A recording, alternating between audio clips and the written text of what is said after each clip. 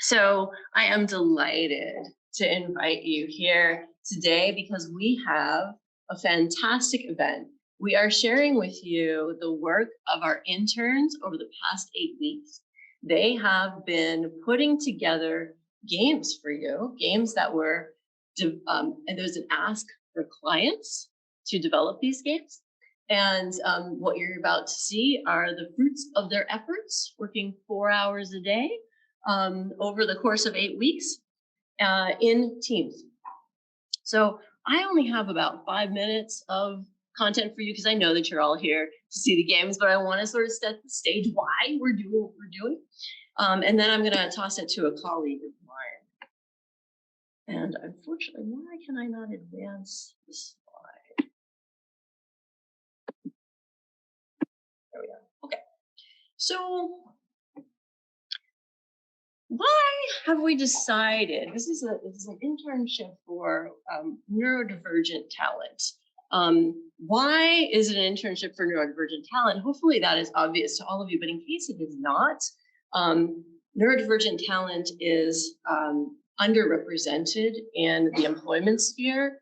Both unemployment is extremely high in this group, but also underemployment is high. And so the goal is to build both hard and soft skills over the course of this internship so that we can help folks get into jobs. But I've been asked over the years, why games? And there's a story about this that I'm almost sick of telling, but it has to come from a clinical trial where we were developing video games that you play with your eyes. I make a lot of sensor-enabled video games, and the individuals who were participating in that loved the games, but as I got to know them, because there was a sensor, an eye tracking sensor involved, I got to see that they were making games that were, they're making games at their home. They were actually writing some really fantastic narratives. They were making amazing art. And it was not necessarily brought into the public sphere because these folks weren't employed. And so with that, we started an internship, and I'll give you a timeline at the end. And it was supported while we were in San Diego by the San Diego Foundation and the Legler Benbow Foundation. And at the time, I felt like, oh, well, we're training durable STEM skills through games. But now I'm at Northeastern University, and I'm actually co-appointed in the games group here. And I am now very unapologetically saying that we are training people to make good games. And why games? Because games are fun. And if you're not playing games, perhaps you should consider it, because fun is important across the lifespan.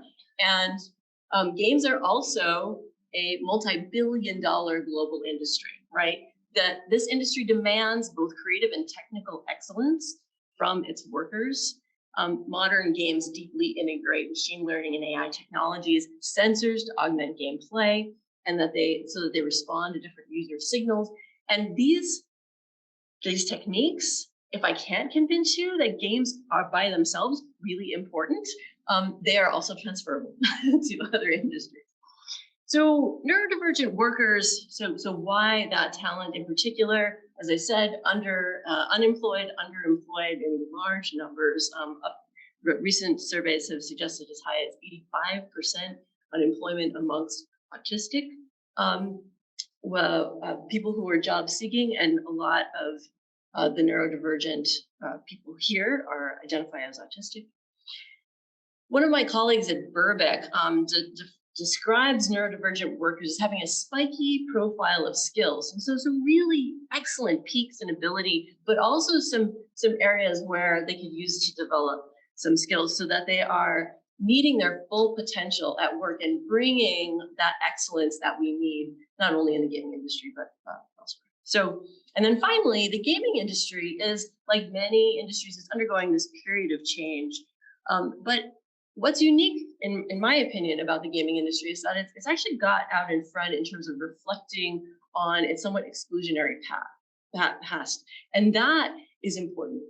We're going to have 5 minutes or so of talk from my colleague, Piere Escaich at Ubisoft, who is actually the neurodiversity lead at Ubisoft. The fact that Ubisoft has a neurodiversity lead is very important and should tell you something about the nature of the gaming industry thinks about talent, and particularly talent that is uniquely creative, differently creative. So that is very important. So there was recently and he'll tell you more about that, a survey of games industry workers out of the UK, and they were finding that more than 10% of their workers identified as neurodivergent. And those are people who are aware that they are neurodivergent and willing to identify, and that's missing a lot of folks. So we think this is a really great way to get training for talent and to actually expand the pool for the games industry. So we've been doing this since 2018. Some of these pictures are from our last in-person internship in 2018. The 2019, we had a very small, we were unfunded. We had a very small event. But so the need is as we, as I said, training hard skills for the games industry, but also to develop soft skills. One of the things that stands or makes our internship stand apart, I believe, is that our interns work in teams for a goal, and they work fantastically in teams. And you will get to see examples of that when they give their presentation. So the way in which we structured this is through 8-week part-time internships working in teams to build games for local clients. The teams are supported by coaches. You will meet the coaches here. They have been working alongside the teams and helping as peers. We also had lunch and learn activities for further skill building. In fact, we had a lunch and learn activity from a Northeastern co-op faculty, Max Sader, who told us a little bit about the process of getting jobs. And so leveraging the resources here at Northeastern. And then finally, this whole 8-week event wraps up with what you're doing today, which is celebrating the excellent work of our interns at this showcase event, where you'll not only hear from the interns, but you'll actually get to play their games. I started to tell you that this has been a long time coming. We started this in 2018 with funding from the San Diego Foundation and the Legler Benbow Foundation. We have a partner group from UC San Diego. This is our first year. We're in 2 different places. We were funded in 2020 by the National Science Foundation, during which time we were remote by necessity. We did that in 2020 and 2021. We have placed multiple people since 2018. 2020 was really tough for trying to get anybody jobs, but we succeeded in 2021. We're hoping to do more of that this year. So part of this event is also to connect with local people who are hiring and show them that there is talent you're missing, talent that's right here and is ready to work. About half of our interns are actively job seeking or will be in approximately 6 months. And the other half are in college and training, and this is part of their training path. Later today, and hopefully some of you have signed up, I know our intern group is going to go celebrate the 15 interns in San Diego who are doing this very same thing, but in our sister program back there later this afternoon. So we've expanded this first year. I now want to, before we get to the main event, I want to take the time to introduce my colleague, and let me just make sure he is here. Piere Escaich. Yes, he is. Fantastic. Piere is, as I said, the neurodiversity lead at Ubisoft. He works at a studio called Massive. He will introduce himself, but he has been involved in this since 2021, when he brought an external mentoring program, which expanded this year. And I couldn't be more excited about the partnership that is developing and the excellent work that is serving as a model, not just for the games industry, but I think broadly for how we should be thinking about talent that is different. As a scientist, I have the privilege of training graduate students. There's a couple of back there, yeah. And you don't get that many of them over your career. So we have a very different approach to graduate students that I think is making me think that we need to take this approach into the industry. We look at training them to help support the work that's going on in the lab as they're trying to develop their own skill set and go out in the world and do great things on their own, independently. How can we take workers and help them identify their skills, see what awesome things they're going to develop in the future while they're doing the good work that needs to be done right now? It is a model that leverages ideas from universal design, but it also takes advantage of this idea that we have fantastic talent that sometimes just needs a little bit to thrive. It's not necessarily about accommodations if you build the program so that it's actually quite flexible to work for everyone. So with that in mind, I want to introduce Piere Escaich. Piere, can you speak? I can stop sharing my screen so you can share. Fantastic. And so our hello. Sir Maurice here is going to help swap that out. Hello, everyone. Can you hear me well? Yes. Excellent. Yes. Thank you very much, Leanne. And hello, everyone. I'm very pleased to be with you today. I'm talking to you from good old Europe, more precisely Copenhagen in Denmark. And my name is Piere Escaich. I'm French, as you can hear. And I work as at Ubisoft as Neurodiversity Talent Program Director. And Ubisoft is a video game company, I suppose you know, which has been around for quite a while. And I've been working, I had the great opportunity to work for Ubisoft for the last 24 years. So over the last 8 weeks, we had the great opportunity to bring some Ubisoft mentors in support of the interns project you're about to discover now. And I would like today, first of all, to congratulate the interns for their work and dedication in developing their project. You know, developing video game, it's an iterative process, and it's also a real craft that requires time and passion. And getting into a dev team for the first time is an important learning milestone. So we've been very pleased to have the chance to share our own experience and knowledge with you. To develop great games, we need to call for a wide range of talent, and we need all types of talents. And what we would like to share with you today is that neurodivergent talents are more than welcome to develop games. And at Ubisoft, we are quite a few developers to self-identify as neurodivergent. To illustrate that, about 18 months ago, we created an employee resource group on neurodiversity. And it is growing every day. And it already gathered 350 colleagues across 20 different countries. And all neurological conditions are represented in this group, from the spectrum of autism to ADHD or learning disorders like dyslexia. So we know about the talent and skills we can bring as neurodivergent to develop great games. And we can only encourage you to continue experimenting, developing games. What we also learned is that to access and unlock fully our talents, we as an employer need to adapt our work environment to each and every one of our colleagues. And this is why we created this year an official neurodiversity talent program at Ubisoft, part of the HR team and the diversity and inclusion team. And together with the employee resource group, we aim to empower current and future neurodiverse employees and give them the support they need to realize their full potential. And you know, for the coming years, we are facing a major challenge, just like many other tech companies. It's to find and recruit more diverse game developers.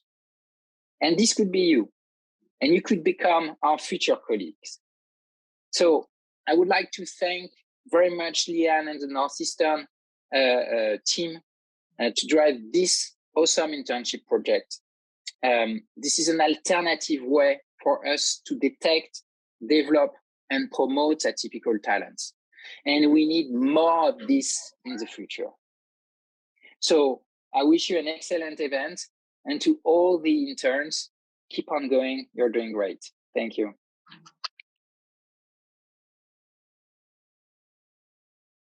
Thank you so much, Piere.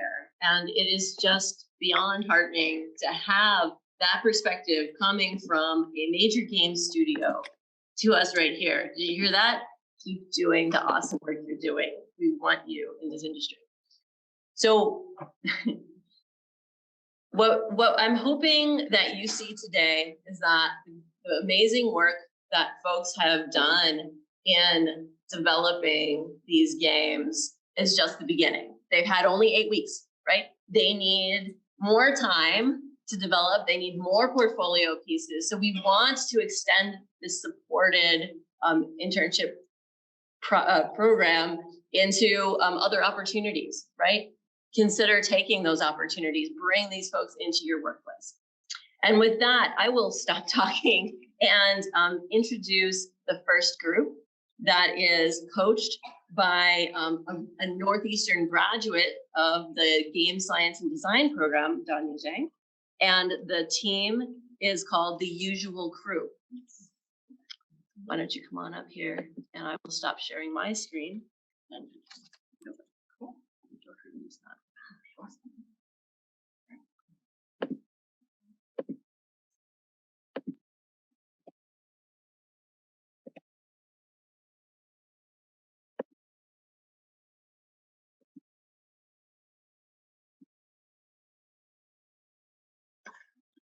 Hello everyone, we are the team The Euro Crew and our game is Getting Familiar.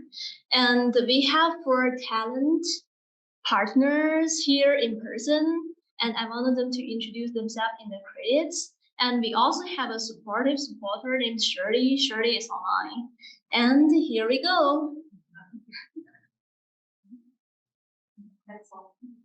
Oh.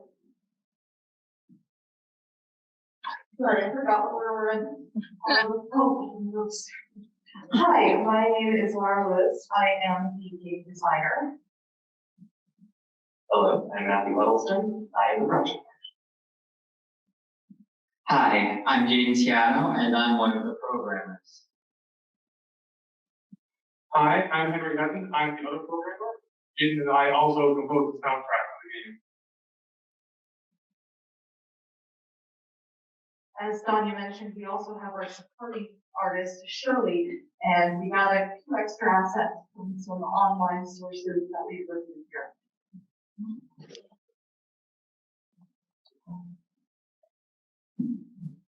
Okay, so our assignment was to design a game about a leader who would be able to unlock the full potential of someone who works well, taking the original description, an employee, by improving their working environment, adding moving elements from it.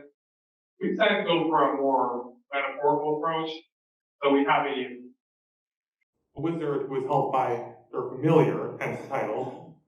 And familiar is able to help the wizard by improving the working environment. The input is a lovely day in the forest and you are a wonderful cat.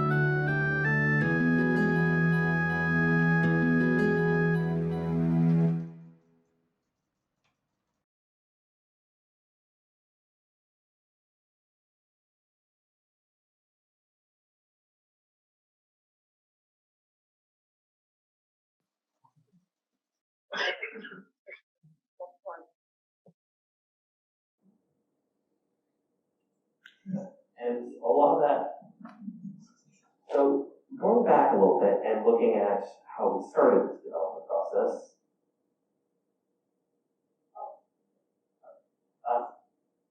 during the conceptualization process, we were thinking a lot about that general prompt and how essentially it's us helping someone else bring out their best. And originally we had a couple of concepts kicking around. One that we sort of continue to sort of go back to is a wizard and their apprentice trying to cast a spell or brew a potion to solve a problem. However, we noticed that going about this, that we weren't sure exactly if you were the wizard or the apprentice in this case. Their abilities felt rather similar. They were both able to accomplish the same things, just one of them had more training. And we weren't quite sure about that because, I mean, why doesn't, if the wizard just wants their apprentice to do it, then why doesn't, like... So we ended up looking at some alternatives, and we thought about familiar with someone who normally is their best at assisting wizards and generally has a different physiology and thus a different skill set. And as we sort of latched on that a little bit more, we built out a bit more and eventually settled on a small familiar helping the wizard accomplish a greater task. So as Matthew said, one of the earliest issues we had was figuring out what the point of our game was. When we had the wizard and apprentice, we were looking at both and going, okay, there doesn't seem to be enough contrast between the two to justify the existence of this game. So, but taking a step back, even getting to that point was a struggle because when you are told make a game, the world can feel like your oyster. So the immediate hurdle we had to get over was not trying to do everything at once and narrow it down to something that was feasible within 8 weeks. We also had to make sure we were all on the same page as opposed as in terms of what that goal was. And we're writing 3 months. So we then had to figure out, okay, what do we need to do in order to get this done in a feasible amount of time without biting off more than we can chew, but also not making something underwhelming. So figuring out that middle ground was one of the biggest tasks that I think has been an ongoing progress, but it started from day one. And thus we reached the middle of our development where we started building out more what we were doing. The designers were creating little impromptu designs for exact areas using other tools like RPG Maker. Programmers were creating the core systems to a game as well as composing some music downtime. Generally, we were scaling back a little bit on what we had initially planned, primarily just so to make sure we're all on the same page and that we could still get it done within the allotted time frame. After all, usually in development, you aim a little bit high and then naturally scale back as you gain more and more of an understanding of what we were doing, what we were trying to accomplish, and how best to accomplish that. There were some slight hiccups in this phase. Originally, we had another team member who had to leave for a family emergency, and that's what we brought Shirley on board as our artist. But generally, this was more or less getting familiar with the tools and creating the general framework for the game. Yeah, so Shirley was a big step in getting us back on track because we did lose our artists early on and none of us had come in as artists. So that was one of the biggest hurdles that we had to find a quick way to fill in the cracks while we were looking for assistance to prop us back up. So we started outsourcing. I used RPG Maker to develop layouts when we didn't have assets. And we were still doing a lot of sketches, a lot of conceptual work, and mostly compiling the asset list so that when Shirley did come in, she had a cohesive idea of what we needed and what needed to get done fast and what was just set dressing. The other thing was, of course, rescaling, making sure we were keeping things realistic without going too far down, and just figuring out where we stood in terms of progress and what we could get done by the deadline. It was a learning process, but I think we gained a lot from it in terms of figuring out how long things take. And then finally, going late into development, this is when everything started coming together. It's when we started having the cutscenes implemented, the writing implemented, and assistants implemented. everything going into a central build. And in that regard, a lot of it is built out really well. There were still aspects to pick up, but I mean, like the person who can name me one game that has not had any hiccups during all this.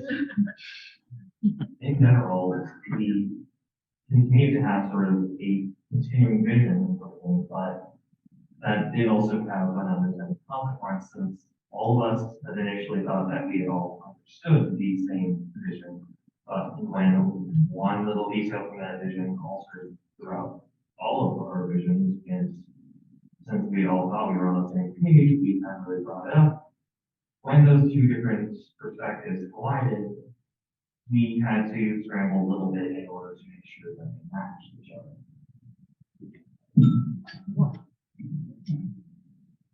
That was me, wasn't it? All right.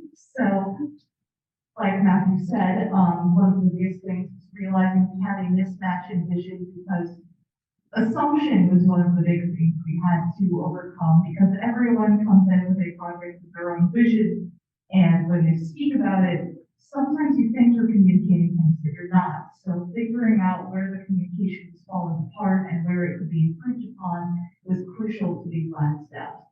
There was also the fact that as the deadline approached, we discovered new bugs, we discovered new things that needed fixing, and things we didn't even know had holes in them had to be filled. So that was fun, but it was actually fun. It was fun figuring out where we were getting stronger and where we still needed to improve. And also just figuring out, okay, we're in the home stretch, we're going to need to make some concessions. How can we bring this home?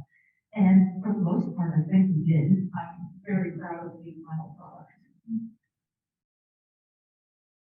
Now, well, our game we had our own later. Go see it, but in the meantime, looking at our individual areas of growth, I was the project manager for this, and that was initially rather surprising because I am a designer normally. I got a degree, but still looking at the project manager role, I was in charge of overall writing and reviewing for the documentation, making sure everything was neat, organized, and everyone on schedule, continuing to communicate. And despite some occasional hiccups, I still feel like I did that fairly well. We were still cooperating very well, even though there were some details later on that were but we all of us overall mostly had the same vision for me, and that didn't really stray away for most of it. We had a general overview and product view. We began every day talking about Scrum, generally saying what we could improve upon, potential hurdles that we were facing, so we eventually try to work around them. There are still some slight issues, but overall, like, I still feel like I did a fairly decent job. So I was the game designer, and I came in from a writing background. So that was largely the perspective I was bringing. I was interested in telling a story, and I was interested in figuring out new ways to tell that story. In this case, it turned out to be one of support and growth and community, because the wizard isn't just casting spells for his own fun, he's helping the village to improve and grow. So coming into this, early on, it was figuring out the plot, it was figuring out vision, and figuring out if we all had the same vision and how to improve that. And later on, it became about the writing. I did all of the writing that you saw in that video. And it was also just, checking in with people, making sure we were all on the same page, asking questions, getting a sense of timing, and streamlining everything so that we were all headed in the same direction at the same speed.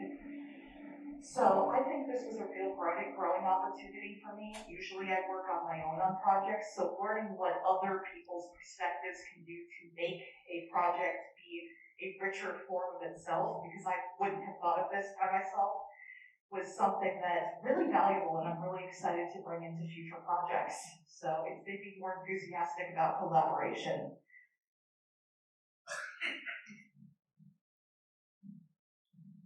So,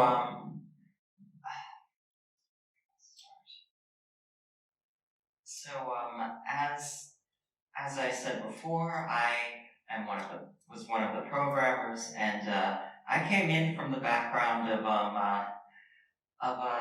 being in college with a computer science degree and having done numerous coding projects for school. And something I noticed was like it didn't work exactly the same. Like first off, yeah, there's the language C#, which I hadn't quite touched yet. And second,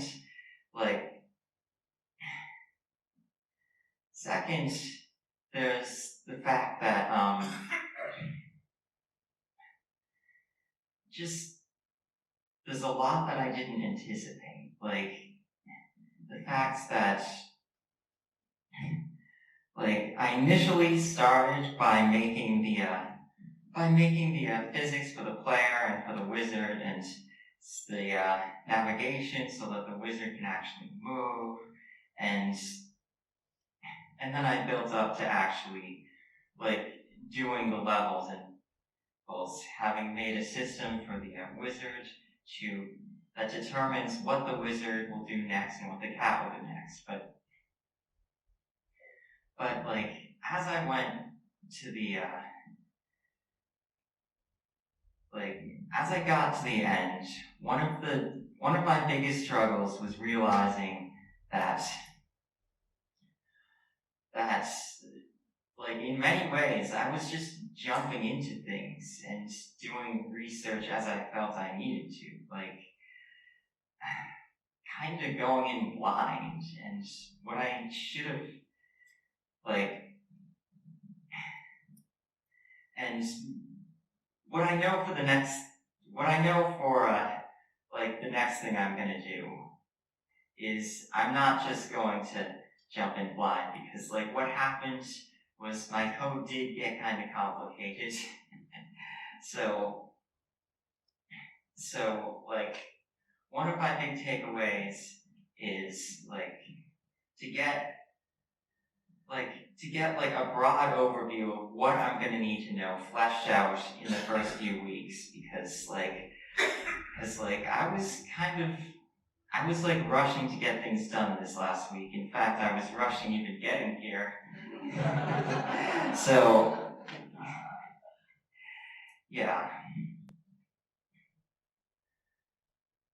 So yeah, that's basically my biggest point. Henry, all right. Okay, so I was the other programmer, and at the beginning of the project there was some confusion about exactly who should be programming what. After a while, we fell into the role of Jaden doing game mechanics and I started programming the UI. So in addition to programming, this also involved, actual UI design. Here you can see one of the menus I made for the game, which is not just programming, but also figuring out where to put the visual elements on the page. I did have prior experience in programming, a little bit in C#, but Unity was totally new to me, so I spent a lot of time the early weeks just learning how to use Unity. So in addition to the menu, I also had to work on the settings and also taking the wonderful dialogue and narration written by Laura and actually programming it into the game. Also, I think I did an aside, Jane did a little bit of this too, was composing the soundtrack for the game. You can see it. Also a simple piece of soundtrack on the slide here. It was something I started doing on the side when I was stuck or wasn't sure what I needed to do, but I eventually got quite a few tracks done and quite proud of them. So what I learned from this,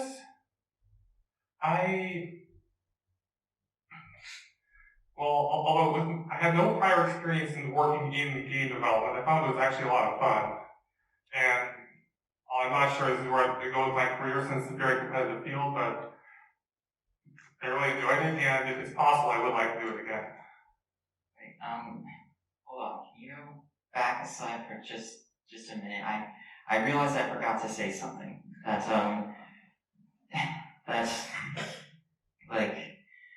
about how I was rushing, I had to cut something out at the last minute.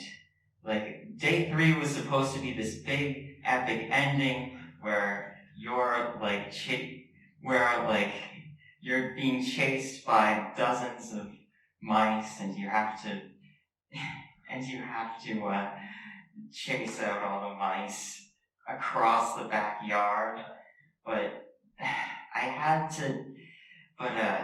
at least for this presentation, I had to cut that out at the last minute, because I don't know why, but it just kept getting more complicated as I got it done. So like I was saying before, like, one of the biggest, like, I now know that I should be able to figure out, like, say, if I'm ever thinking I'm gonna do something like this, I should at least take a shot at it near the beginning, so that way I can, like, know if, like, how much work it's actually gonna take. Thank you.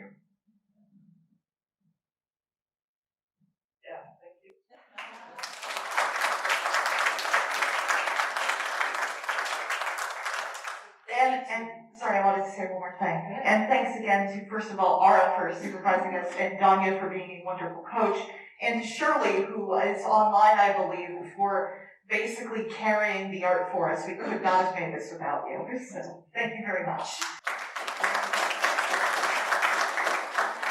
We're actually going to take questions now, so you guys might want to stay out there. So questions, but then I just wanted to call out, as you're preparing your questions, and please, in chat, we can pull you up or we can unmute. I just wanted to call out a couple things, like they learned things like, don't boil the ocean in your project, working together across disciplines. We don't tend to do that all that often. You know, computer scientists work with computer scientists, the artists work with the artists on team projects. They are working and figuring out how to work together, not necessarily understanding what each other knows. And I think you're hearing that they're coming across problems that people come across in the workplace all the time and solving them together and with the help of their code. So what we're seeing here, we got some prompts, great work team, so proud of our morning team, so impressed, great job, fantastic, I am impressed too. They really rocked this, bringing this together, and I wanted to point out that this client was Eris Bricker, who is also from Ubisoft. Eris is also a member of the Neurodiversity leadership team at Ubisoft, but Eris is at Red Storm in North Carolina. So Ubisoft being a global company. So any questions for the team? Go ahead, Will. What would you estimate the amount of time it would require for someone to play the entire game through? So the question was, what would you estimate the amount of time it would take for someone to play all the way through a game? So I would say that we never intended for this to be a very long game. I think our vision going in was maybe 30 minutes, 10 minutes per day, but there are 3 days of different tasks. It was set up sort of in the style of a Harvest Moon style RPG. So yeah, I mean, the final project may vary a little bit, but that was the vision we had going in. If the programmers have any input,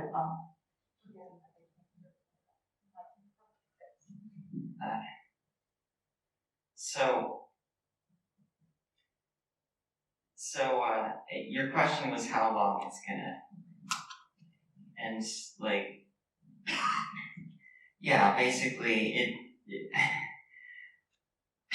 isn't that long.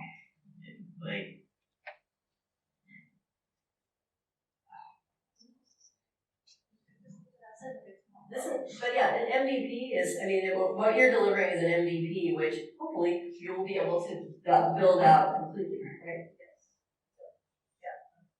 Yeah. Appreciate the question. Yes, question. Did you collaboratively build like a storyboard for the game? Is there a collaborative storyboard for the game?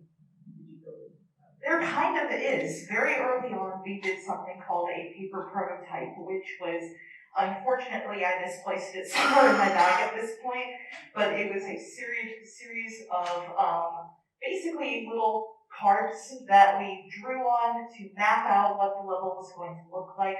We had several sessions where we sketched on the board, which you can see overhead, where we were figuring out what we wanted to look like, what we wanted the wizard to look like.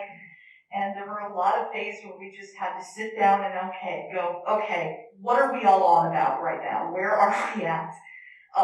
When I say the backyard, does anyone know what I mean by the backyard? Does the shed exist to anyone, or am I just sitting here in a room making tiles over and over? Because there are three settings: the building, the cottage that the wizard lives in, the backyard, and the shed in that backyard. So it was figuring out the mapping, it was figuring out communication, it was figuring out, okay, have I been sitting here brainstorming and not telling anyone for 30 minutes? So when I finally say something, everyone thinks I've grown a second head. So collaboration and figuring out, actually vocalizing what you were thinking was necessary was a huge part of getting to this point. So, and I wanted to also be mindful of the fact that we have two other teams that we need to respect. No, I am so proud of you guys, and Piere has also said, well done, the challenges you faced are typical of any game dev team, and you've been through a lot. So, thank you guys. Congratulations. So as we're pulling up the next slide set, I want to introduce the next team that goes by Team Train. So can Team Train come up, please? And I also just want to share, there was some feedback from one of the folks that if you could put the mic to your mouth when you're speaking. So this is our coach who recites, and Team Train.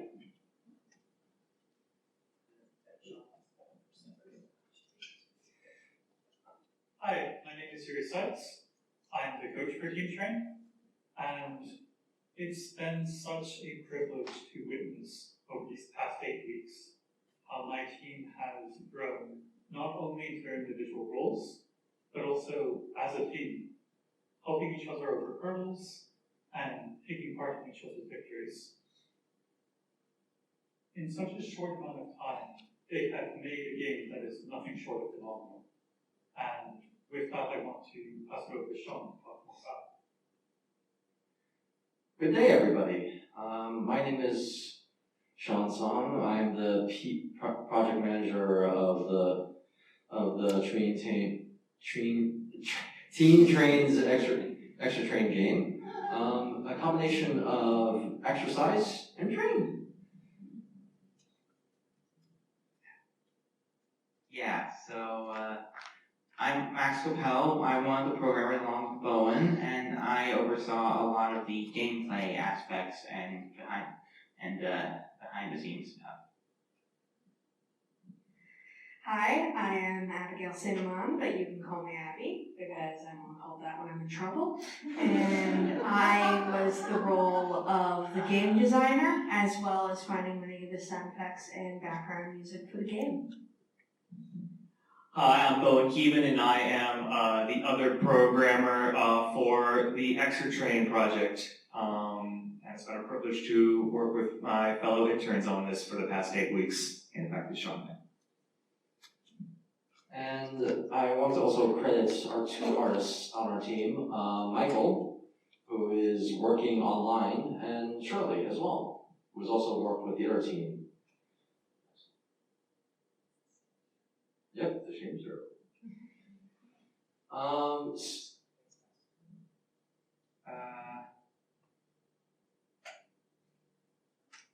So basically,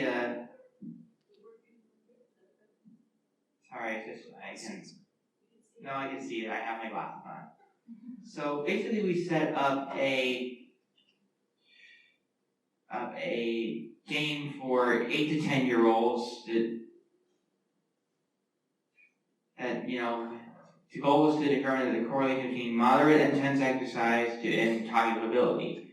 We sort of include like an exercise element and a cognitive training element with a theme of a sort of like magical, whimsical train that sort of like goes through like different worlds.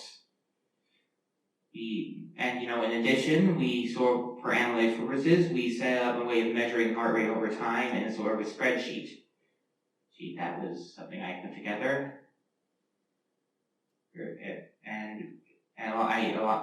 And also the game sort of adapts based on where the player heart rate is. Like we're trying to get in sort of a sweet spot. So if it's too high, too low, or just right, the tasks differ that the player does.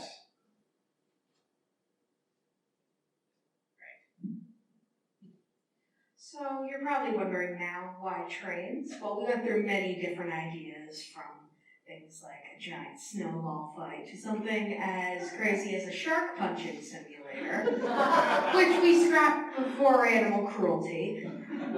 But what we decided was that there were multitudes of tasks in train that kids could do, varying from very intense physical labor to more cognitive elements like pushing buttons and pulling levers. And at the age range that we are going for, even if you weren't super obsessed with trains, you thought that they were pretty cool.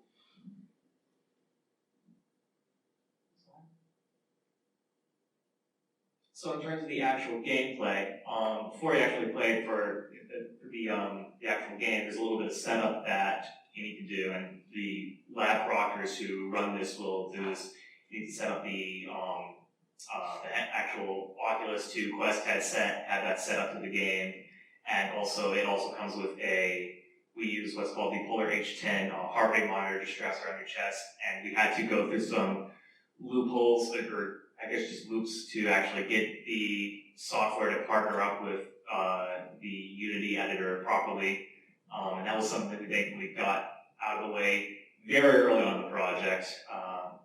Kudos to Max for helping with that. So the actual game, the narrative is that you're this junior conductor keeping this train going through these fantastical locations by doing the various tasks that show up around this conductor's booth that you're in. We have our tasks split up into different categories based on the player's current heart rate. Specifically, we're trying to get them to moderate intensity exercise, which is defined by having your heart rate be 64 to 76% of your max heart rate. So we have pacers that, if your heart rate's too high, we bring it back down to that range. Boosters to bring your heart rate back up into that range if it's too low. Oh wait, I got it backwards, didn't I? It's calmers to get it down and pacers to retain it. That's what I meant. I can speak, I promise. And we have various tasks that spawn around the train, like shoveling coal into a furnace, inputting codes into a monitor. You beat a pipe with a hammer to unclog it. And it's also to get the player to be able to look around the various environments that we've modeled around the train as it moves through each level. At the end of each level, they pull a big train whistle to transition into the next one. It's what we call the dopamine shot, basically to reward the player for progressing. And the goal was to have them doing moderate intensity exercise for 20 minutes, so we have 4 levels that are each 5 minutes in length. For today's demo, we would be just having the first level to show off, but just that there's another 3 after this one.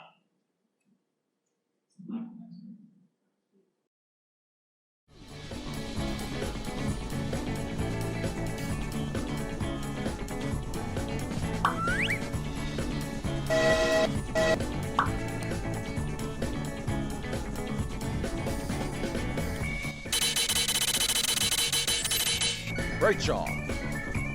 Work.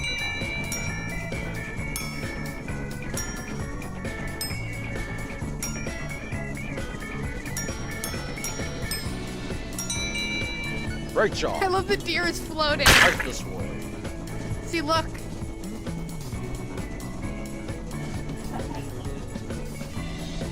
Here, I'll clean so you can get a better look.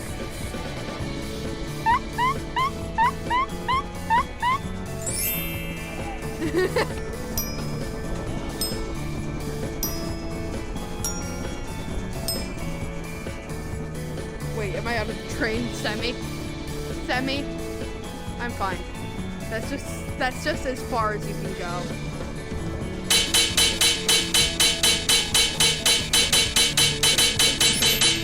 This is how shooting stars are made. Task. Oh my god, that goes flying. Oh. You know what? I'm just gonna walk around.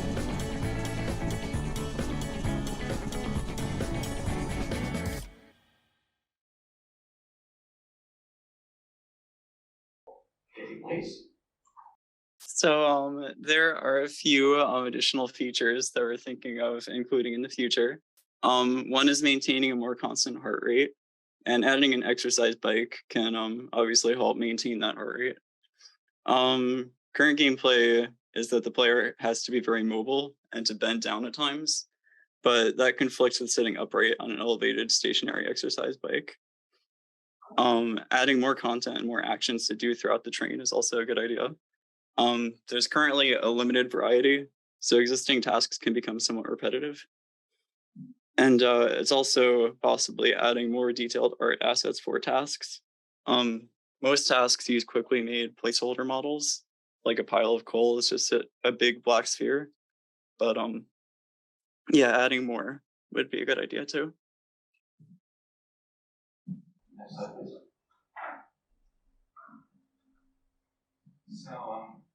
So yeah, I've had some game design series before this, but never in VR and never with a team as great as this. I learned a great deal about teamwork and also about like general best practices regarding version control and project management. Well, no, that's not project management, that's Sean's job, but like collaboration, project collaboration. Like doing pull requests in GitHub, for instance. And every programming task was, challenging, but also rewarding and involved a lot of problem-solving skills, which thankfully I'm good at. I was frustrated at times, but in the end, I was proud of everything. I was very proud of the results and every problem I was able to solve. Honestly, my teammates were just really great to be around. Everyone's really funny and supportive and always help me every step, or always, help me every step of the way. It was really a great work environment that I hope to keep in touch in the future. Next slide, yes. So I, as I said before, was the game designer for this project, and I enjoyed every minute of it. From the very beginning, I focused on research to make sure that this game was safe, effective, and fun for anyone who played it, and I think we all did a pretty good job at that. And I did storyboards for everything, and then in the later weeks delved into sound design and finding sound effects, and I never thought I'd be a part of something this cool. As someone who doesn't have any experience in game design, this was definitely the funnest job I've ever had. Definitely beats working at the grocery store. But I am incredibly thankful for the great team that I have that has grown into a great friendship. I'm grateful to Yuri and Ara and everyone who gave all of us this opportunity. I'm incredibly grateful for Shirley and Michael, whose artistic visions made this project into what it is. And thankful for you all for being here. So to preface, I didn't always know that I wanted to make video games, and my parents can attest to this. I have definitely stumbled a few times on the road to figuring out what I want to do in my life. I recently graduated with a BI in game design and definitely more experience as a designer than a programmer. So that's one thing I've taken out of this internship is definitely more experience working in a game editing software, which is really awesome. and this is my like everyone on my team, is my first time working in VR as well. So definitely learned a lot about working with that software. What did I write? I've worked on a couple of projects as part of education. This is my first time working on a project outside of that. I guess what could be considered a professional setting. And I'm really proud of all the work we put into this project. I could give the specific example I put here is that there was one feature I was trying to implement recently that, like, when everything finally clicked together, it made me feel like I was doing programming jujitsu.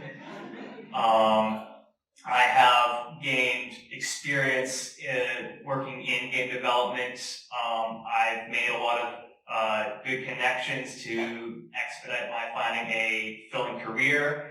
And probably the most important thing is that I've gained a lot of confidence in my abilities as a programmer and designer. So shout out to everyone who has helped me along this journey, and I will hand it off to my fellow teammates for the next. So I've been making 3D art as a hobby for quite a while now, and I've done a whole lot of personal projects inside of Blender over the years. But the ExerTrain project has taught me that making art for a team project is a lot different from creating art for yourself on a whim. I guess you could say there's a thrill that comes with putting your all into a team project, and it's one that you don't really get from doing personal projects. Anyway, I've really enjoyed working alongside the rest of the team on the ExerTrain project.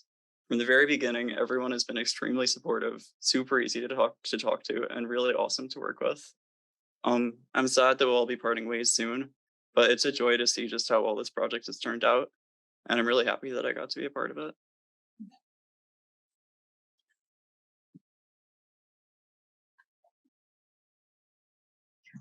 Hello, I'm Shirley. I'm the artist for this project. Sorry I can't make it in person, but I hope you guys can see me online. So if you guys can see me, the background of my camera is one of the things I create from the space thing.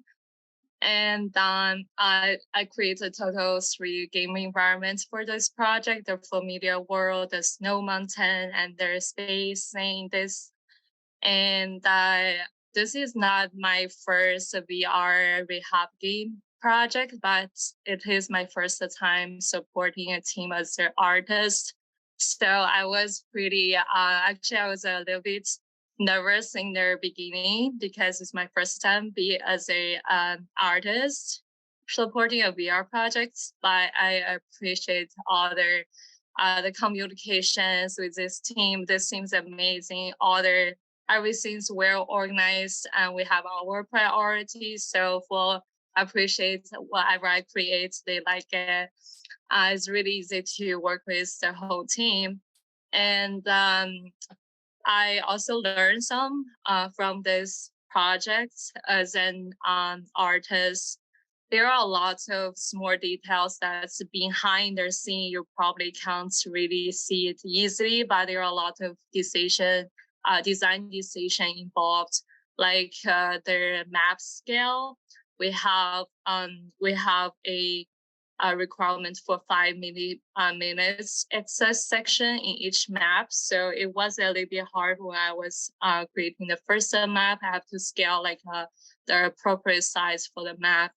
And also the art style, because we are mainly focused on the user group from 8 to 10 years old. So we decided to use more cartoon style, and also the consideration of the latency and the experimental environments.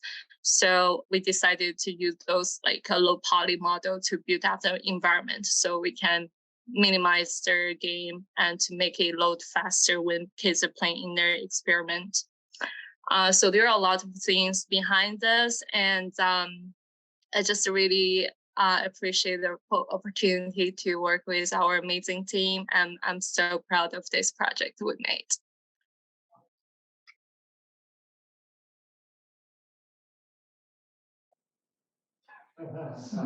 So, just over 4 years ago, I received an acceptance letter from State University telling me, hey, you should come for college, but as a producer.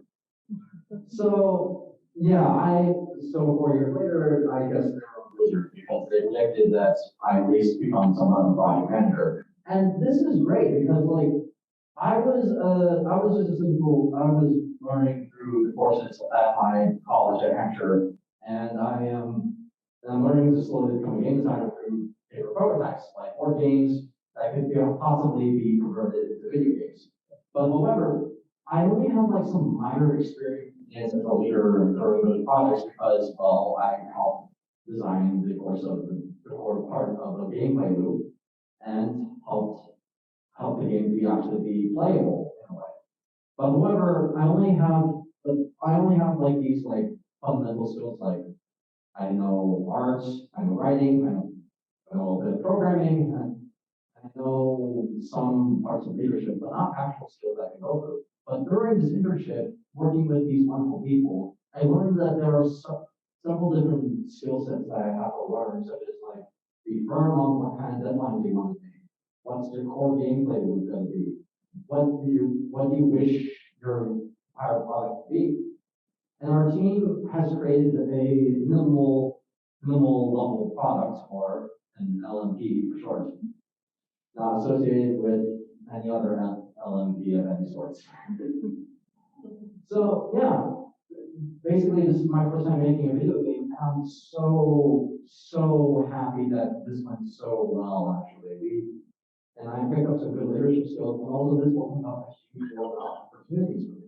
Because I know like I can also become like a mentor, I can also become a game designer, or I can become a writer. I just need to continue on pursuing my love actually, just making games.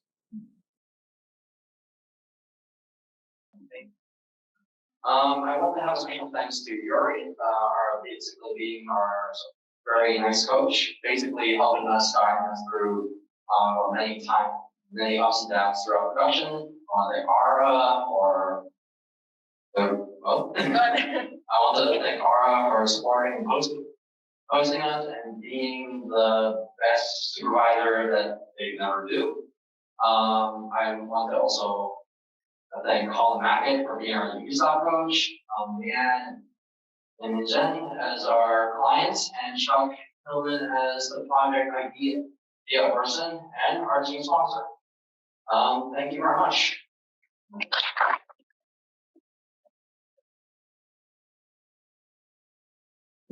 Thank you, Team Train. I wanted to first check in. So I think this team wins for having the most fun during their internship. They rocked it. So I was looking at the comments of someone saying, "I eat your heart out." We did. Nice.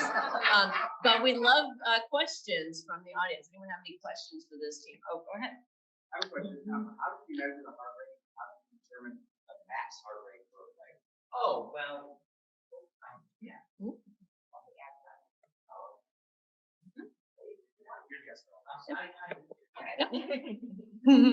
Okay, so basically there's a few steps. Like first you connect the polaris 10 to your chest, and then we sort of use an external service called height rate. This sort of like use height rate is sort of like this heart rate training service. So you use Bluetooth pair their website and use their WebSocket token to transmit intern community.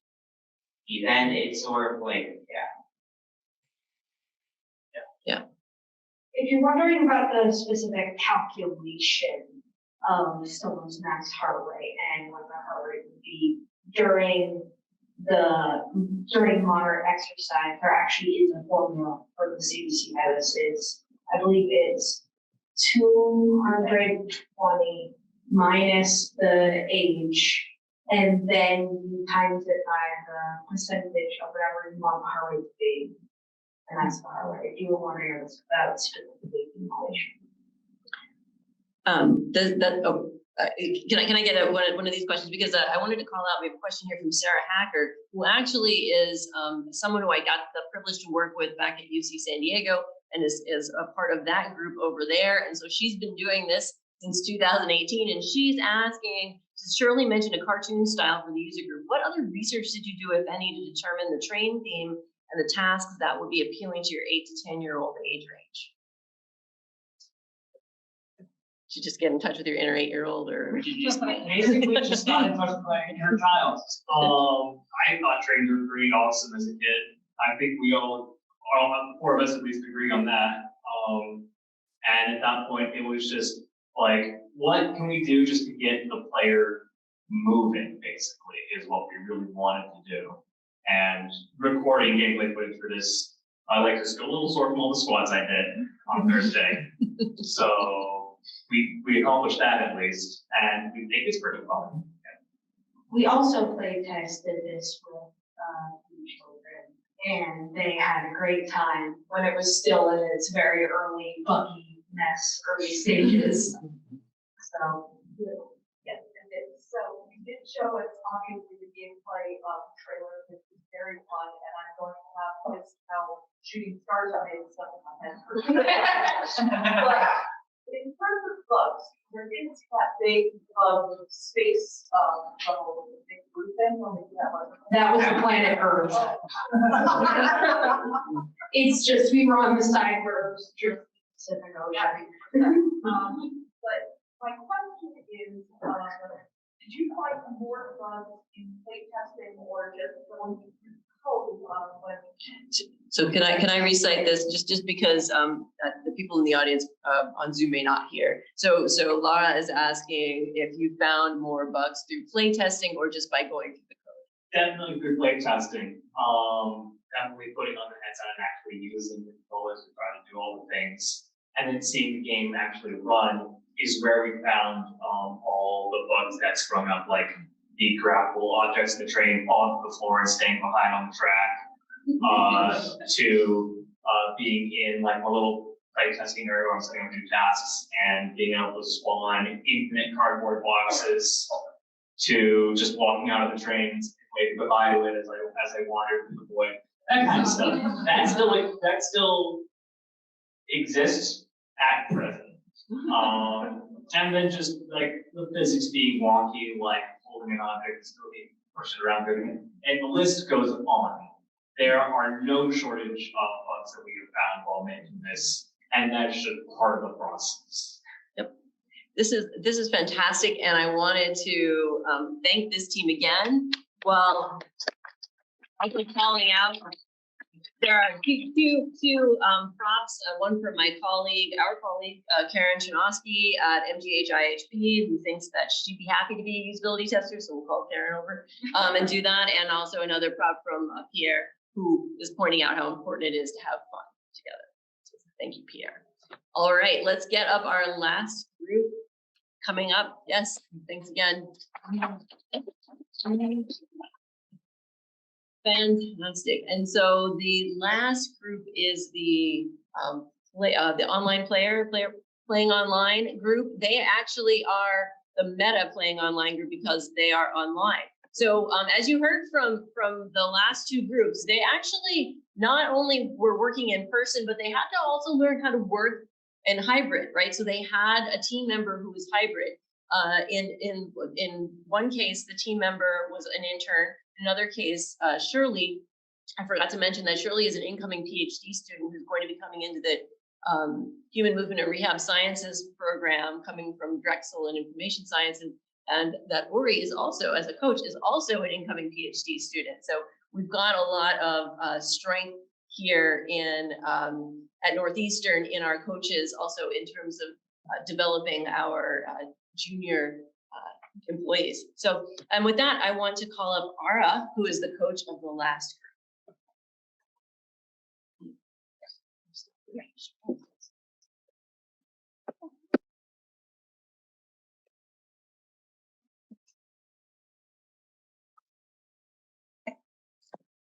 So hello everyone. So I want to welcome everyone here to our final presentation. And before I introduce my team, I just want to quickly note that our last group is fully remote.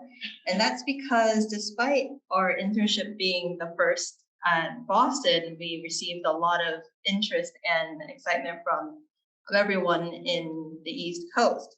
And so we had people from Georgia, New York, even Costa Rica, also being interested. So we wanted to provide them opportunity as well if they couldn't be with us in person. So that's why we decided very last minute that we would have a remote. Okay, so with that, I'd like to welcome the group now to turn their cameras on as I introduce you to them. Okay. Alrighty, so we have Zach with our first programmer. Elena is our second programmer. We have Colin as our designer. We have Marcella, our 2D artist, and Michael, who you've heard before, as our 3D artist, and Rudy as our project manager. Ara, can you turn on my camera? Oh, sorry, I disabled that. All right, awesome. All right, so Rudy, can you go ahead and share your screen so that we can see the presentation? Ara, I can't turn on my camera. Can you do the same for me? That is also my fault. Go ahead. All right.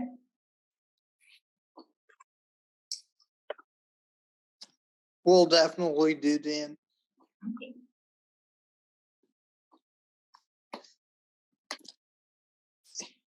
And the host should allow me to share the screen too. I love technical difficulties. All right, try it now. Awesome. So let's get started. So hello everybody. So today we will be talking about the game Rainbow Crystal Mountain Adventure. And I'm ready. And the other team members are Zach, Elena, Kulin, Marcelo, and Michael. First things for sure, I'm going to introduce y'all to the game. I'm going to be telling a basic summary about it. So what happens is that the player has to navigate two crystals. Both of them are blinking, but if the player clicks the right crystal, the one that blinks more, they get transitioned to a different level, and their score increases, and a score multiplier system is used. This is what happens if they click the wrong crystal, then the score multiplier is resetted, and they don't get any additional points. So, and now I'm going to be talking about the demo of the game.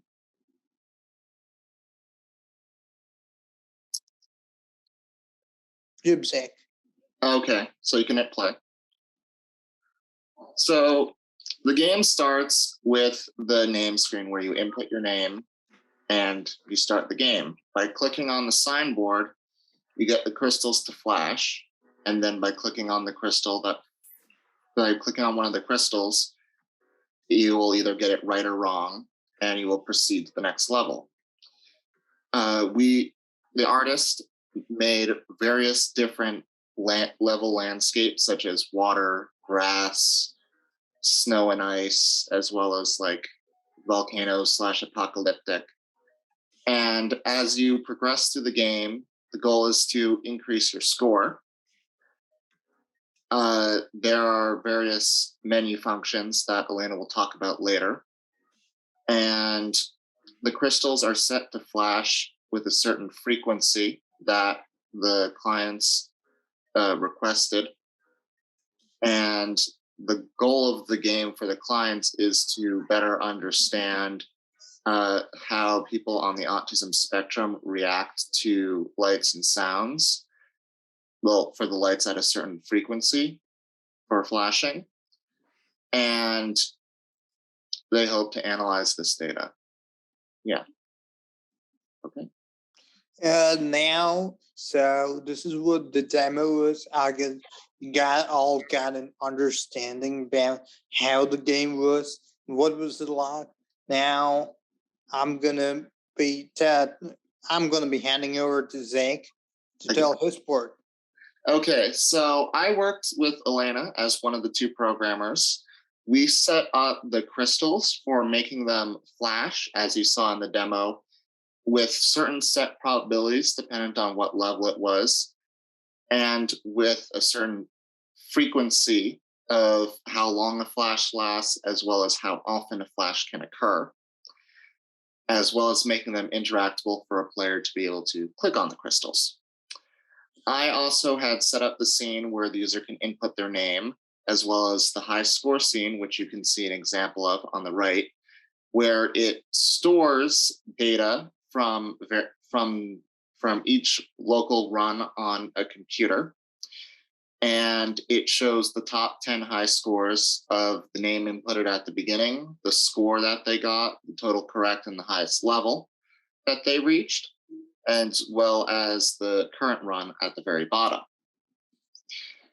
There is a score multiplier that starts at level 11 and then turns from ×1 to ×2 to ×3 to ×4 to ×5 to ×10 to try to get a score of around 3,568. But as you see, even when we tested it, we got score, like the highest average score was in the thousands. I also did one with 2,000, but it's hard. You got to keep that score up. I also created JSON files, which are essentially a format of save file data, which was used to save a player's username, as well as when a level is finished, that level, the timestamps of the flashes of the crystals, the time that it took to make a decision, the number of flashes, whether the user was correct, their current score, as well as their current total correct, as well as another JSON file to store data for the high score scene. Next slide. As one of the programmers, besides being responsible for implementing and debugging much of the code for the game, I was also in charge of making sure that everyone's branches on GitHub were up to date. For those who aren't aware, GitHub is an online collaboration data storage software that allows people to save and share data between different users. I also learned a lot of skills for Unity, as well as how to set up JSONs properly within C#, and more specifically using the lit JSON format of JSON. In Unity, I learned how to change the appearance of the crystals in the caves during gameplay. And I also learned how to better communicate with my teammates and making sure that everyone's voices were heard and that everyone's ideas were able to be implemented and used fairly and equally.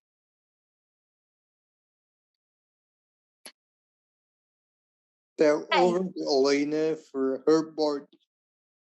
Hi, I'm Elena. I'm one of the programmers on the team. So one of my tasks were, some of my tasks were working with Zach to implement the crystal flashing probabilities, interactability, and crystal material. So Zach mentioned making it interactable so that when people click on a crystal, something happens and their score is updated. So other than that, my work involved the level transitional camera movements. So basically what that is just how you saw earlier in the demo, how the player would move throughout the cave. So it is in first person rather than third person, which means it's sort of from your point of view as the player rather than you looking at a player character as they move throughout the cave. So basically I programmed the camera movements I won't get into all the specifics, but basically the camera will go throughout the cave when the crystal is selected. And it'll look like it's going into a new environment for the next level. Other than that, I created and implemented the menu and the menu functions. So basically, can you go back 1 second? Okay.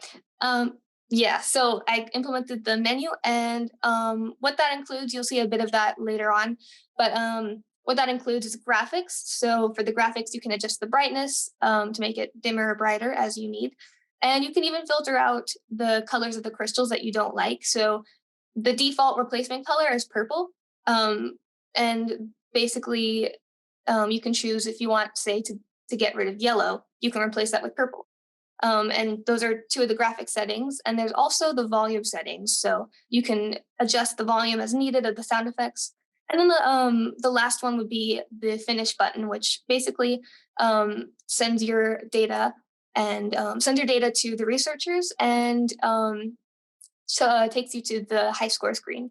So the other things that I did were I created the text on the signboard and the screen to show the score and the level that you're on. And I also worked with artists to implement their work in Unity along with Zach. Sorry, could you go back? Okay, so I also added emission colors to the crystals. And the last thing that I did was very new to me. So I started working with GitHub for the first time in this experience. And I didn't have any prior knowledge. So I learned that very quickly.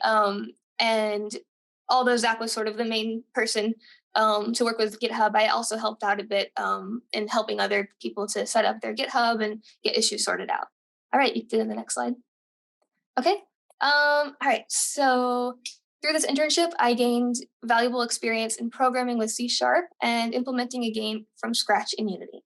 This experience allowed me to explore the process of taking a rough idea and strategizing the technical side of bringing that idea to life. As many programmers are aware, this isn't always the most straightforward task. Both Zach and I encountered many bugs, challenges, and GitHub catastrophes that we worked diligently to overcome. Through overcoming these challenges and brainstorming ways around them, I found that I have gained hands-on experience I wouldn't typically gain from a classroom alone. Along with this programming experience, I gained an understanding of how a team can benefit from many different perspectives coming together to form ideas. And I also learned how to explain my work more thoroughly to those who may not understand coming from a different field than mine. Okay.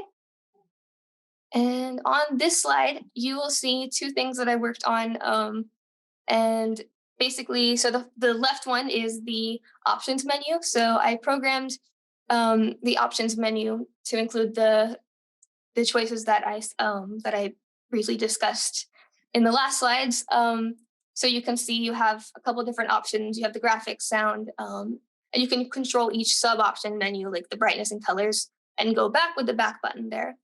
To the right is my work on the level transition. So as you can see, the camera is, so basically, just to explain briefly what's happening. So the camera is following an invisible object, which is basically the player character. And nobody sees the object because we wanted to be first person. So the camera is following that and it's going throughout the cave so you can sort of see what's going on. And eventually you end up in the next level. And then over time, with the level changes, certain levels will introduce new scenes. All right, and that's what I did.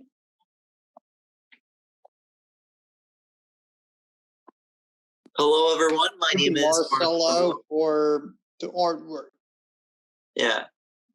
My name is Marcelo, and I am the 2D artist of the team.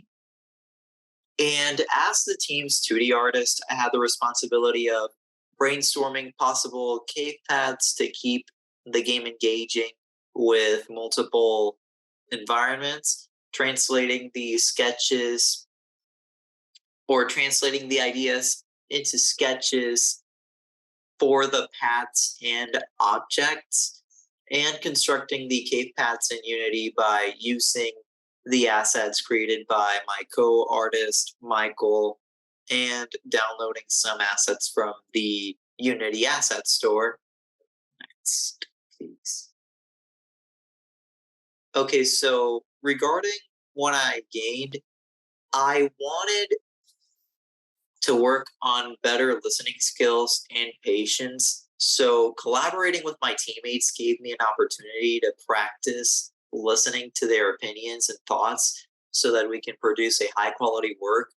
And through this experience, I learned what it's like to work in a professional setting and how to balance work and breaks so that I can be more productive. Next slide, please.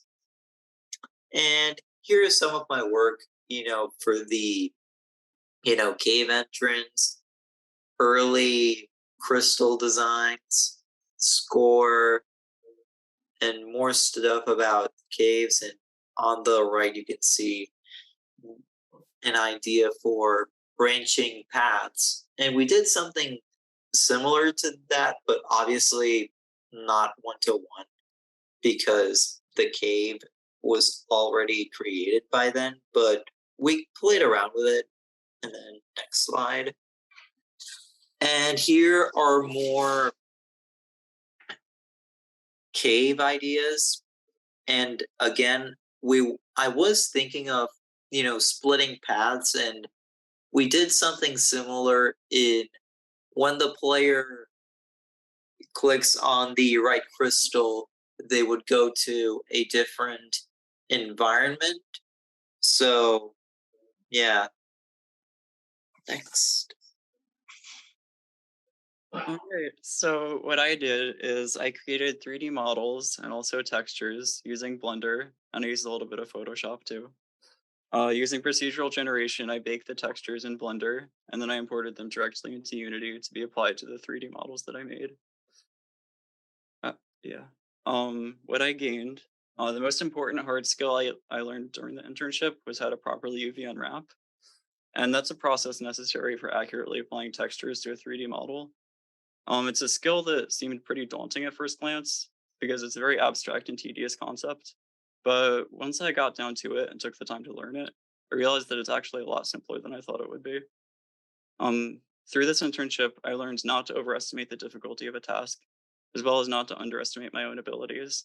I gained more confidence in myself while also learning lots of cool things. And that's the apocalyptic path that I made.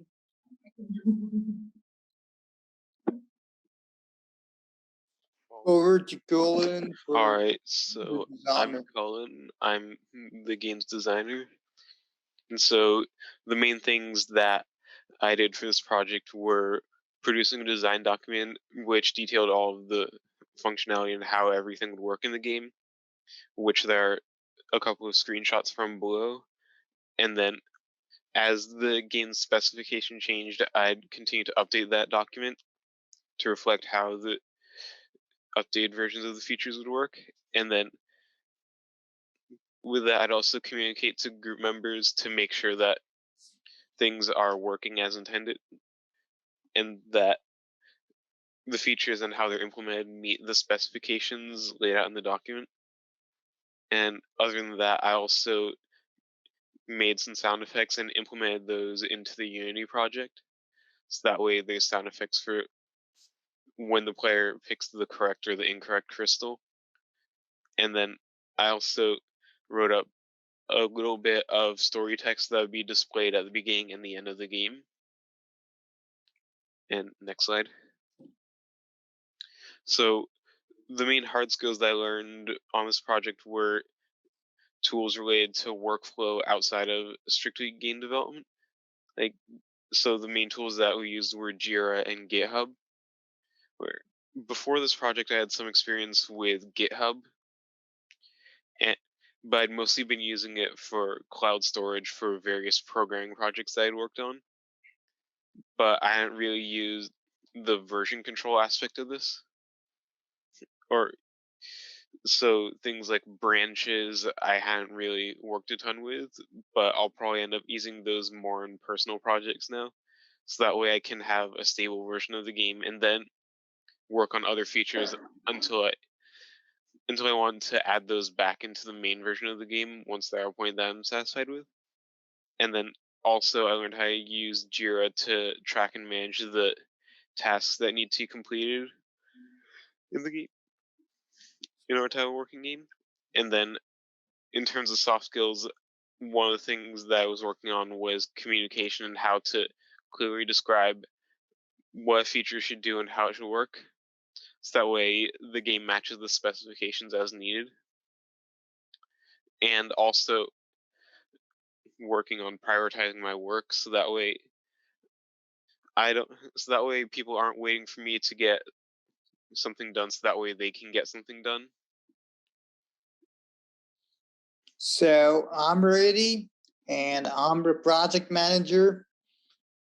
So these are the things I did and learned from my experiences as a project manager.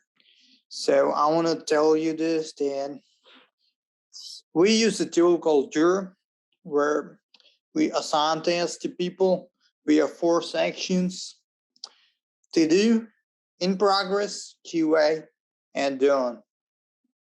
So what I did was every week we have this thing called open close, where we talk to the team about doing weekly tasks and ensuring good progress. So I used to ensure that I created tasks for the team which was suitable for them and which was like really suitable for the deadline. And I want to tell you that what I did was I constantly checked if the team was on board with the tasks. And secondly, I organized presentations for all the client meetings, and here's a screenshot of a presentation you can see. So this is the kind of presentation I did. And every time we did a presentation, we presented ourselves with the progress we've had with the game. And I mean, I can tell you the skills I learned. I learned time management and patience because there were a lot of tasks which had to be reasonable for the team, as well as to be on board with the deadlines of the project. So it did require a lot of time management skills, and there were a lot of deadlines which all people did not meet in the team initially. So it required a lot of patience for me to talk to them and understand what was going and try to help them with moving through the deadline. And I also learned team coordination and communication more effectively. So I used to regularly track Jira and was ensuring that and used to constantly coordinate with people to ensure that they were on time, the tasks they're doing. So here are the future things we can do, things in the future where we can make updates. So firstly, we have cave environments and we can modify them more to make it more futuristic so that people have the freedom to choose the kind of path they want, and which is currently not included in this game. Secondly, we can have a version of the game where people can play online on a website. That would be very good for people who just only have internet and nothing else. And thirdly, we can add more features, more diverse features to the game to make it more appealing to our audience. And I want to give my acknowledgements to the clients, Juan, Ben, Helen, the mentors, Chama, and Jay, and to my team, which includes Aura and others who presented this presentation. Thank you. Thank you.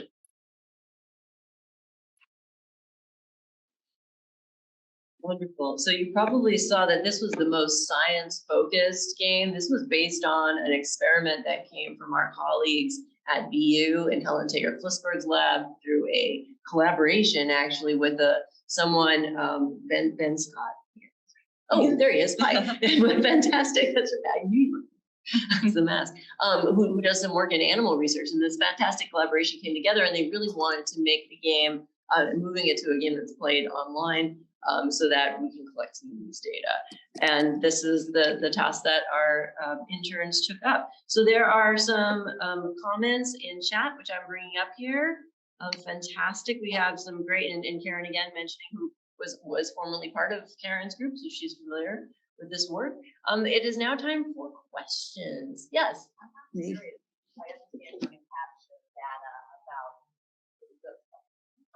if I understand what capture data about.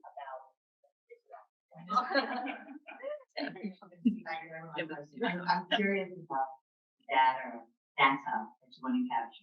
You want to the frequency about the light, the crystal, but are you also capturing data on the adjusting the volume, adjusting the brightness? Because people on the spectrum sometimes tend to be sensitive to sound and light, or is it just about the frequency clicking on the crystal? Zach, I see you're unmuted. Do you want to take this one? Or I couldn't hear the question. Okay, sure. And I apologize. Yeah, we're having some issues in this regard. So the question is, so we understand that you changed the frequency, but is there other things that you changed, like the light and the sound, to make things a little bit better for people on the autism spectrum who are sometimes sensitive to light and sound? So are these adaptable? Yes and no. For the frequency, there was a specific frequency that the clients requested for how often the crystals could flash and for how long. For the light intensity and the volume, the brightness and volume can both be adjusted from the options menu to make it darker or brighter, as well as to make it less noisy. For the colors of the crystals, if there are certain flashing light colors in specific that bother the user, by using the color filter, you could filter those out. And through those options, we tried to make that more more friendly to people on the spectrum. Yes, thank you. And I remember now that Elena showed us actually the menu that she put together. Wonderful. Any other questions? Danya, yes. Do you have an option to adjust the speed of the movement of the player? Because I thought I was a little bit tired when I tried to follow the player, but it's like moving. Yep. I'm going to repeat that. So Danya is asking if there was an option to adjust the speed of the player, because she found that it was a little bit difficult to sort of follow. So some people might want to move faster or slower. There isn't at the moment, but that is a good idea, and I could actually consider. It wouldn't be a very hard fix to do, so I could add that in. Wonderful. Thank you. Yeah. Yes, go ahead, Monique. Kind of came up and hearing all of the other groups, but my question is about all of the different parts and roles within the team. How did you deal with your visual, the outcome not necessarily being the same as what you visualized? What are some things that help? So this is a question for this team, but Monique is also a lab manager like Ara of a neighboring lab, and is recognizing that your visions might not necessarily match what came out, and how did you sort of reconcile what the client was asking for and your visions, and working together as a team to sort of produce a final project. And I know. Go ahead. What we tried to focus on was first making sure that the client specifications were met, which regarded the frequency of the crystal flashes. Then we worked on coming up with the various different environments and then seeing how those looked. And then we worked on making it more visually appealing and also adding in options for the user's sensitivity. So that way,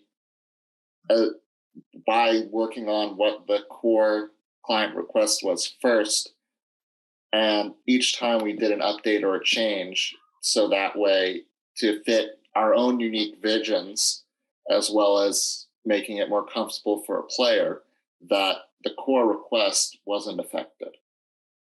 Thank you, Zachary. This is the tension, right? When you're coming together, everyone has some ideas on how to make a thing, and you have requirements, and you have everybody's vision, but that's actually part of what makes the combination of science and art fun. So we have one last question / comment from Jaden from the first team. Go ahead, Jaden. Yes. So what is the frequency? So this is, I don't know, Ben, do you want to talk, or do you want the? Yeah. So Zach, so Jaden asked, what is the frequency and duration? And I think Jaden might want like how maybe a little bit more about the why and how exactly you manipulated that? Okay, so the frequency and the duration, each crystal's flash lasts for 20 milliseconds. And between any given flash, even if both crystals flash at the same time, neither crystal can flash for the next 230 milliseconds after a crystal stops flashing. And through that, the maximum number of flashes per second is 4, unless both crystals are flashing at the same time.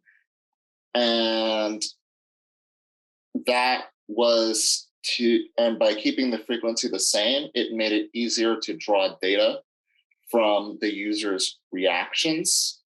I believe the clients like Quan could talk more about that. So yeah, in fact, I think Ronnie Lee is asking, is that exactly what makes the game harder? Is the frequency of the flashes, how similar they are, or is it more related to the speed of flashing? It would be do you want to take that or me? Go ahead. Okay. I was just gonna say it's more based on the probability. So basically, as the levels increase, we have adjusted the probability of each crystal flashing. So it starts out where only one crystal is flashing, and then so we sort of have like it on a random number generator, and there's a small window of it flashing. So yeah, in the beginning, only one crystal flashes, and then as you get throughout the cave and your level increases, it starts to get more similar on that probability. Mm-hmm. So it's about probability estimation. Yep. The highest probability that we have for a crystal to flash is on the last level, level 200, where each crystal has a 50% chance of flashing. For a majority of the game, both crystals have the equal opportunity to flash. On some levels, there's a coin toss, which essentially will result in one crystal being more likely to flash than the other. And that changes each time the user enters the level. But the preset probabilities are set for each level. And the most common one for the yellow crystal is 7% chance for flashing for each crystal. While you'll see, for instance, the 3-point green crystal, a lot of the levels where that appears, both crystals have a 15 or 20% chance of flashing. And even when we kept the probabilities for flashing low, as never went higher than 50%, and like the highest multiple use, I think was like 30 or 35%. Even with that relatively low percentage, it was quite usual, quite frequent to see 4 flashes per second between the crystals. And because of that slight difference in probabilities between the levels, it gave like different sort of to be able to look into the reactions for the set frequency at the different probabilities. Thank you, Zachary. I know this is incredibly complicated, and it's the base, the core of your game, and so I'm glad that you had the opportunity to explain it. At this point, so I want to emphasize this group worked completely online, and I'm very sad that I can't now zap them lunches so that they can join us in this next phase, because we're going to be moving toward playing the games here. And at this point, I'm going to say some thank yous, but the folks here who made the games, the interns, I'd really like to invite you to go out, and coaches too, go out and grab yourself some food. And we'll have you come back in, of course, but like you guys can sort of hurry up and get yourself some food so that you're ready to man the stations or woman the stations, the case may be, so that everyone can play the games. And I will now engage in some thanks. So this would not have happened if it wasn't for the talent of our coaches, 2 of whom just walked out, unfortunately, Tanya and Uri, but also Ara, who is my lab manager and the person who made this go. And by that, I mean really everything, like figuring out all the details of Northeastern, how people get paid, how we actually bring people in, paperwork. And she has also done this at UC San Diego. So Ara is in the game science and design master's program here, but doing that part-time. And so in 3 years, about 3, she's going to be hitting the market, incredibly skilled. Maybe we can afford to keep her here. I would love that. But you know, she might be also ready to move on. So major thanks to Ara for making all this go. You've heard all the teams thank her. They barely know who I am. And that's because of her, and that's good. So I do the sciencey stuff. So I also want to thank the clients. The clients came, or you know, by and large, were asking for games that were about research. So my colleague Chuck Hillman said, hey, wouldn't it be great if we had a game that we could use to help kids get their heart rate up instead of just making them run on a treadmill? You can do that, right? VR did. Yes, and that's what the second group did. The third group was making a game for Ben and Helen and colleagues, right? So really translating something into a fun game that hopefully can be played online and really change how we collect data and get not like tens of subjects, but hundreds and thousands of subjects. That really changes things. So these people are working on things that are really important and impactful for science, but also in terms of changing how we think about neurodiversity. So the last client was a client was actually Ubisoft itself. And so Eris Bricker from Red Storm hosted that game and wanted to create a game of a day in the life game. What is it like to be someone who identifies as neurodivergent? And so those clients really took time to support. They met approximately 4 times throughout the internship, and we really want to give them our thanks, because it wouldn't have been the same without that like requirement that you're regularly reporting out to someone and trying to match their expectations. Ubisoft also provided volunteer mentors. So they're not only providing their own skill and expertise in managing that outside of their work time, but they're also inspiring and talking about like what it's like to be in the game industry. How did they get their start? Helping individuals on the side. Multiple of them had individual meetings talking about resume preparation and things of that nature, and that was really beneficial. Certainly to Piere and Eris, who are the neurodiversity leads at Ubisoft, not just for, you know, they're bringing all these great resources to us, but for really stepping up and creating a model for a workplace where neurodiversity isn't just welcome, but it's invited actively. We need more of that, and I'm delighted that they are here and showing that this model exists for our interns, because they are the future. I want to thank all the Northeastern staff who helped make this happen. This is our first event at Northeastern. Yeah. But hey, it happened. So that is very good. I want to be a big shout out to the National Science Foundation, who are funding this program along with the development of some tech tools for helping to support the workplace, better workplace integration, feedback of neurodivergent individuals. My colleague Pam Cosman, who's online, and I hope some of you have signed up for the San Diego event that's happening this afternoon, because we have amazing interns in San Diego who are doing the same thing, and they're presenting later this afternoon. She's hosting a project about a VR interview, which actually I'm thrilled to say the paper just got accepted in an IEEE Transactions Journal. So there's research going on alongside of this work that is funded by the Future of Work program. And you just saw a great example of future workers. And we're going to be moving forward and thinking about what is the future of game-based work, so that we can continue this excellent work funded by NSF and hopefully other sources. Finally, I want to thank again, and they're out there enjoying their lunch, but the interns. I mean, this doesn't happen unless we get fantastic, enthusiastic interns applying to our program. We'd love to expand this. We only had room for 15 slots in each spot, but we'd love to see this to be more of a program, not just in terms of number, but in terms of duration. 8 weeks is not enough. 4 hours a day, 8 weeks is not enough. We'd love to continue to do more of this. We'd love to continue to do this remotely, right? So we had a fantastic remote team. That's our reality, right? So the combination of in-person and remote is important, and we want to do more of that. And finally, I want to thank you. Your support in the community is tremendous. This doesn't work unless we have a community changing minds, being here, recognizing that we actually need to be thinking very differently about the environments we're hiring people into. If you expect differences, you have to build for them. So we are trying to create that change here.